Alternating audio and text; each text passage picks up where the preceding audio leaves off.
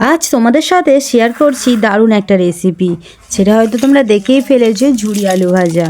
আর যেটা ছোট থেকে বড় সবারই কিন্তু খুব প্রিয়।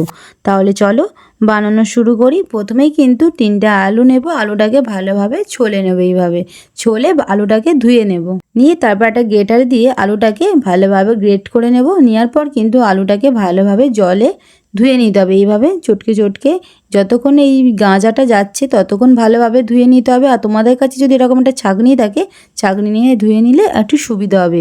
এরকম একটা সাদা কাপড় বিছিয়ে দিয়েছি, কাপড়ের মধ্যে জল থেকে ছেঁকে ছেঁকে কাপড়ের মধ্যে খেলিয়ে শুকনো করে নেবো আলুটাকে। তারপরে আমি সাদা তেল গরম করে বাদামটাকে ভেজে নেব, আর একটু কাজু বাদামও ভেজে নেব। 4 থেকে 5টা শুকনো লঙ্কা আর কারি পাতা দিয়ে একটু ভেজে নিলাম। আর গরম তেলের মধ্যে আলুটাকে কিন্তু ভালোভাবে তেলের মধ্যে দিয়ে মুচমুচে করে ভেজে নিতে হবে। ঠিক ভিডিওতে যেমন দেখছো ঠিক এইভাবেই বানাবে।